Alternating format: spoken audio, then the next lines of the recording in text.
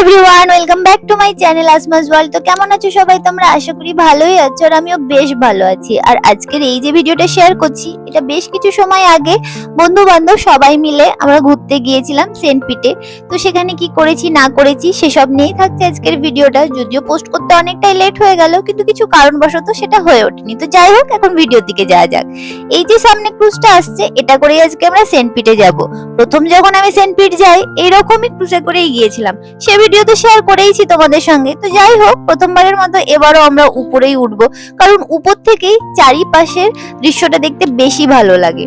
আর এই যে সবাই আমরা বসে পড়েছি, যে যার মতো কথা বলছে, গল্প করছে, ছবি তুলছে, কারণ একটু পরে স্টার্ট হবে যাত্রা আমাদের। আর বলতে বলতে শুরুও হয়ে গেছে।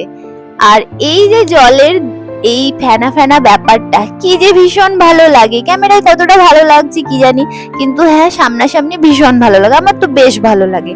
আর চারিপাশের এইরকম সুন্দর সুন্দর দৃশ্য দেখতে দেখতে যাওয়ার মজাটাই আলাদা। সেই জন্যই কিন্তু ক্রুজে যাওয়া। তা না হলে এটা কিন্তু যথেষ্ট টাইম টেকিং, সঙ্গে কস্টলিও। বাইরের তো যাওয়াই যায়, আমরা যদি অনেকবারই গিয়েছি। তবে হ্যাঁ, এরকম সুন্দর দৃশ্য তো আর দেখতে পাওয়া যায় না। এটা আলাদাই ভালো লাগা। প্রথমবার গিয়ে আমাদের খুব ভালো লাগায়। আমরা ভাবলাম আমাদের ফ্রেন্ডদের জন্য যখন এটা প্রথম, তখন ক্রুজে করেই যাওয়া যাক। তো এরকম ভাবে ঘুরতে ঘুরতে আমরা তো বেশ যাচ্ছি মজা করতে করতে। আর আজকের ওয়েদারটাও প্রথম দিনের মতোই একদম মেঘলা মেঘলা, আর এত ঠান্ডা যে আর বাইরে থাকতে না পেরে আমরা শেডের নিচে চলে এসেছি। আর এরকম ভাবেই দেখতে দেখতে আমরা পৌঁছে গেছি আমাদের ডেস্টিনেশনে। নেমেই দেখি এই সুন্দর দৃশ্যটা। এটা আজকের উপরি পাওনা। ওই যে দূরে দেখতে পাচ্ছ, হ্যাঁ, এখানে ডলফিন খেলা করছে। এরকম ভাবে দেখার জন্য যদিও এর আগে আমাদেরকে টিকিট কেটে দেখতে হয়েছে, কিন্তু আজকে ফ্রিতেই দেখে ফেললাম। কি যে ভালো লাগছে নেমে নেমে একটা সুন্দর একটা জিনিস দেখতে পেয়ে। তো বেশ কিছুক্ষণ সময় আমরা এখানে দাঁড়িয়ে দাঁড়িয়ে এই ডলফিনের খেলা দেখছি। এরপর ভাবলাম আর এখানে সময় না কাটিয়ে এবার এখান থেকে যাওয়া যাক। এখান থেকে সেন্ট পিট যাওয়ার যদিও বাস আছে, তবে আমরা ঠিক করেছি বাসে না গিয়ে হেঁটে হেঁটেই যাবো, কারণ খুব একটা বেশি দূরে না। আর হেঁটে হেঁটে গেলে চারিপাশটা বেশ সুন্দর ভাবে দেখতে দেখতে যাওয়া যায়। তো এরকমই ভাবনা নিয়ে আমরা হাঁটা শুরু করে দিয়েছি। আর হাঁটতে হাঁটতে গাছে কাঠবিড়ালিটাকে দেখছি। বেশ কিছুক্ষণ ওরকম ছিল। এখানকার কাঠবিড়ালি গুলো এত গোলুমলু হয়, দেখতে ভীষণ ভালো লাগে। তো হাঁটতে হাঁটতে আমরা স্যাটারডে মার্কেটের কাছাকাছি পৌঁছে গেছি। হ্যাঁ, এই দিনটা ছিল স্যাটারডে।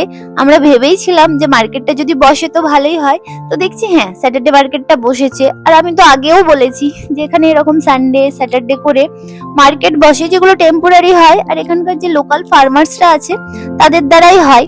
এখানে অনেক রকম ফল আছে, ভেজিটেবলস আছে। যদিও একটু কস্টলি হয় স্টোরের তুলনায়, কিন্তু যথেষ্টই ফ্রেশ থাকে। এখানে যথেষ্টই ভিড় আছে। এখানে ভিড়ই থাকে, এরকম এরকম মার্কেট গুলো বেশ ভিড় হয়। আর এত ঠান্ডা যে আমি এখানে কফি খেতে শুরু করে দিয়েছি, যদিও ভীষণ বাজে কফিটা।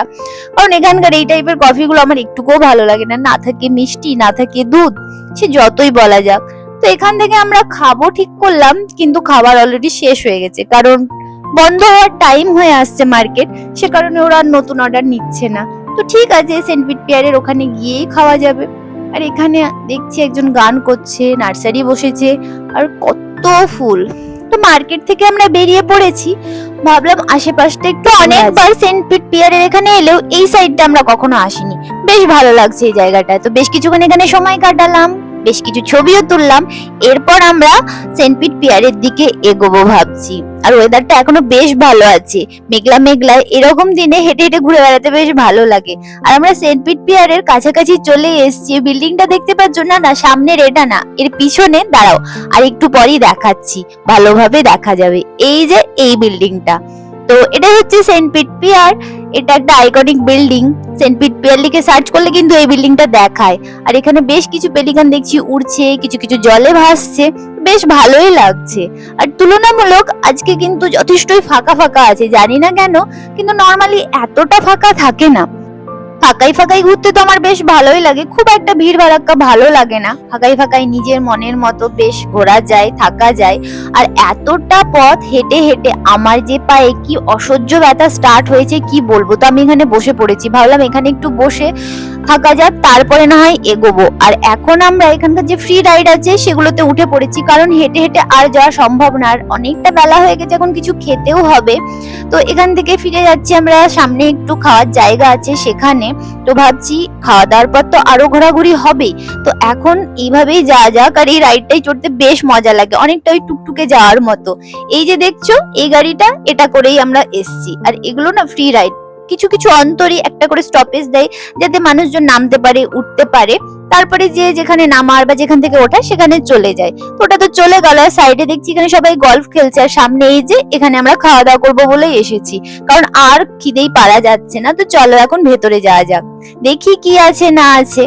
তো এইদিকে এগোতে এগোতে আমরা দেখছি এখানে পিৎজাটা খাওয়াই ভালো, আরো অনেক কিছুই ছিল, কিন্তু আমাদের এতটাই খিদে পেয়েছিল যে ভাবলাম পিৎজা খাওয়াই ভালো। তো পিৎজা কোল্ড ড্রিঙ্কস খেয়ে আমরা কাছেই একটা বিচের মতো আছে, একদমই ছোট্ট, সেখানে এসে একটু সময় কাটাচ্ছি। তো এখানেও বেশ ভালোই লাগছে।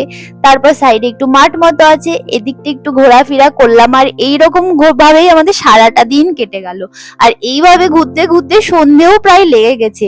তো এই তো ছিল আমার আজকের ব্লগ, আশা করি তোমাদেরও ভালো লাগবে। দেখা হচ্ছে আবার পরে, ভালো থেকো, টাটা।